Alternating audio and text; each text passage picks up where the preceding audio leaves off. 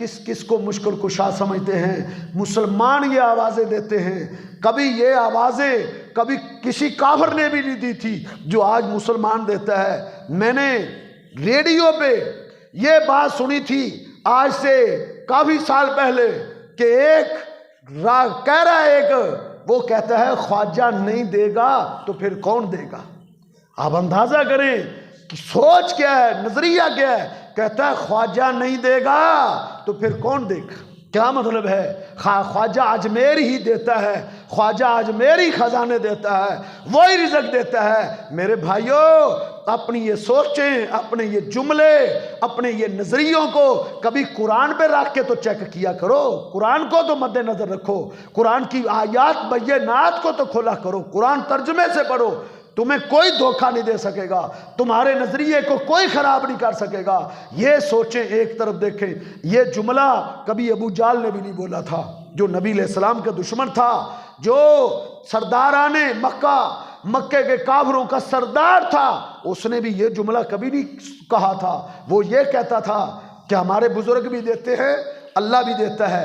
وہ یہ کہتا تھا کہ یہ ہمارے سفارشی ہیں. قرآن پڑھ لے، وہ کیا کہتے تھے؟ ہا اولائی شفعاؤنا عند اللہ. وہ کہتے تھے یہ لات، منات، عزا. جب ان سے کہا جاتا تھا ان کے نام کی نظر و نیاز کیوں دیتے ہو، تم ان پر چڑھاوے کیوں چڑھاتے ہو، ان کو کیوں پکارتے ہو، تو وہ کیا کہتے تھے؟ ان کی پکار کو، ان کی آواز کو، ان کے نظریے کو، ان کی سوچ کو اللہ نے قرآن بنا کے نازل کر دیا. کیا کہا اللہ نے کہ یہ کیا کہتے ہیں؟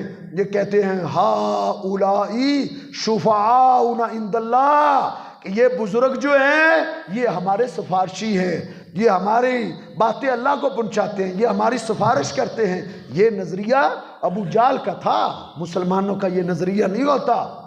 مسلمان اللہ کو ڈائریکٹ پکارتے ہیں، کسی کو وسیلہ نہیں بناتے.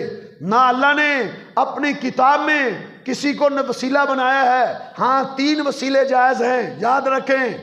اللہ کا ولی، بزرگ، نیک زندہ ہے، آپ اس سے دعا کروا سکتے ہیں، یہ دعا کروانا جائز ہے. لوگ نبی علیہ السلام کے پاس آ کے دعا کرواتے تھے، نبی علیہ السلام دعا کر دیتے تھے.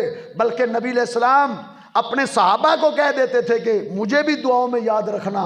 عمر بن خطاب سفر پہ جا رہے تھے، نبی علیہ السلام سے ملاقات کرنے آئے. آپ نے فرمایا عمر سفر پہ جا رہے ہو، مسافر کی دعا اللہ رد نہیں کرتا.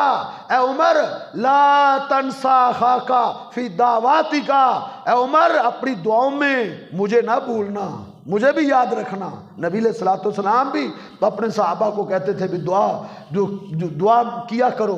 نبی علیہ السلام نے کہا تھا میری امت کا ایک شخص آئے گا، وہ یمن کا رہنے والا ہوگا، اس کا نام جو اویس ہوگا، اس کے باپ کا نام عامر ہوگا، کرنی خاندان سے اس کا تعلق ہوگا.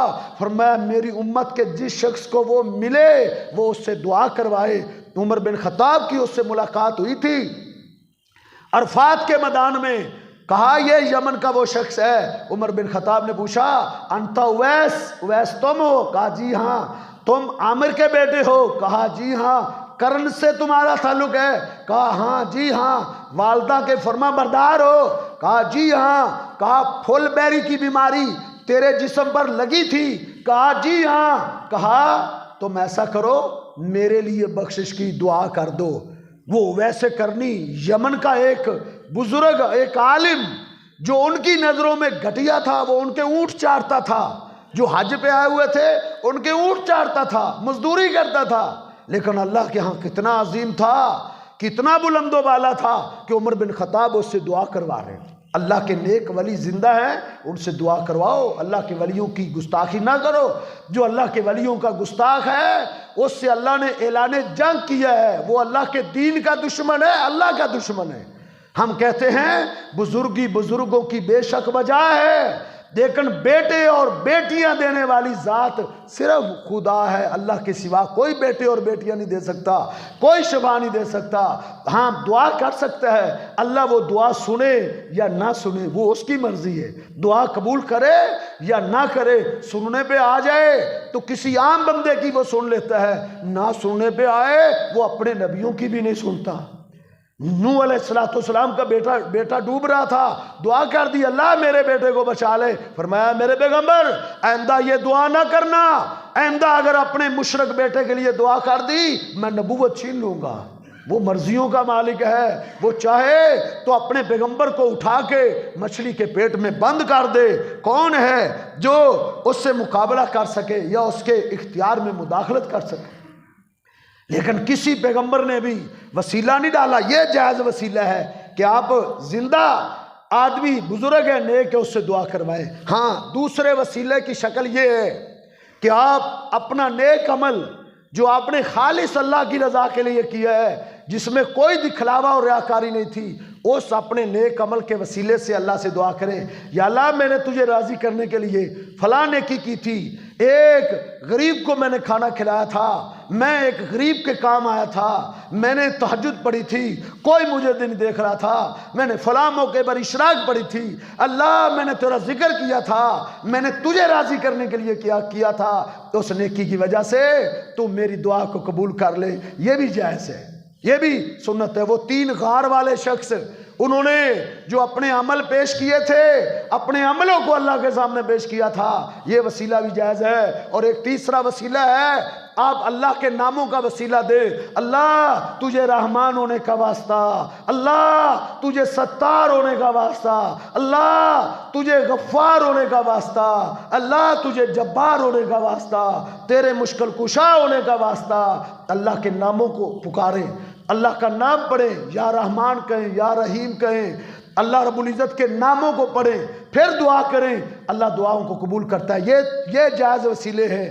بزرگ زندہ ہے اس سے دعا کرواؤ، بلکہ ہر مومن ہر مسلمان سے آپ دعا کروا سکتے ہیں. اور اسی طریقے سے اللہ کے ناموں کا وسیلہ ڈالیں، اپنے نیک عمل کا جو ہے نا وسیلہ ڈالیں. اس کے علاوہ کوئی وسیلہ جائز نہیں کہ آپ کسی کی قبر پہ جا کے کہیں بابا میری آپ کے آگے اور آپ کی آگے اے بابا میری مشکلات کو رفع کر دے. نہیں، جس طرح آج ہماری کیفیت بنی ہوئی ہے، آج کیا حالت بن گئی ہے کہ آج مسلمان کیا کہتا ہے، یا نظام الدین چشتی کر دے پار کشتی. وہ بزرگ ہے، وہ دنیا سے چلے گئے ہیں.